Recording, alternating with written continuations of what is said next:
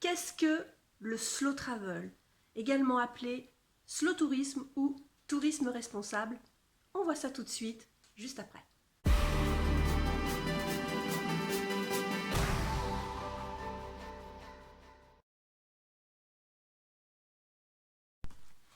Avec cette pandémie qui régit nos vies depuis 1 an et qui a considérablement réduit nos libertés, nous n'aspirons qu'à une chose, partir, voyager, ou en tout cas aller en vacances, changer d'air. Peu importe la destination, pourvu qu'on ait l'ivresse, ai-je envie de dire.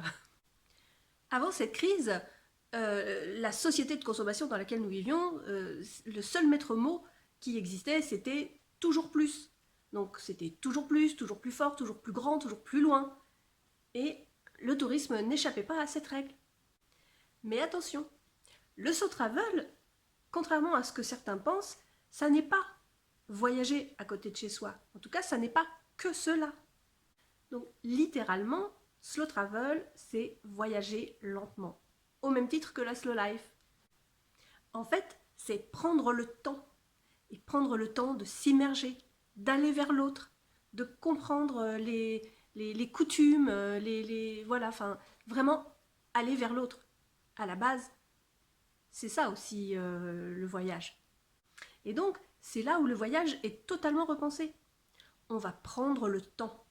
Et donc, on ne va pas partir, si on prend l'avion, on ne va pas partir pour 3 jours, mais plutôt pour 1 ou 2 semaines, peut-être même plus si c'est possible.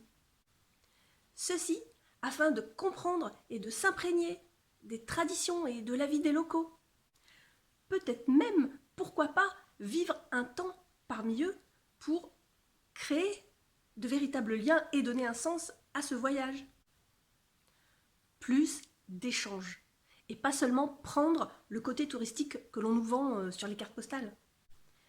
Alors c'est vrai, pour ma part, je voyage surtout en France. Mais ce concept est valable pour n'importe quelle destination. Mais bon, vous l'aurez compris, il semble surtout important de changer notre rapport au voyage, tout comme le reste de notre vie. Mais tout ne se fera pas en un jour.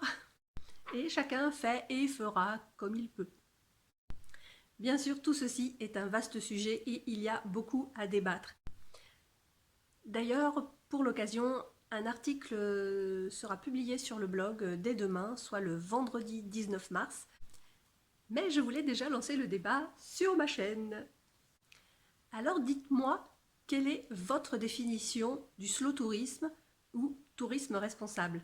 Ça m'intéresse, donc dites-moi dans les commentaires. Pensez-vous que nous devons changer nos habitudes? Le débat est ouvert.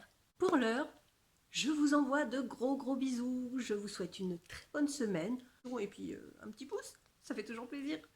Et puis surtout, n'oubliez pas de rallumer vos rêves.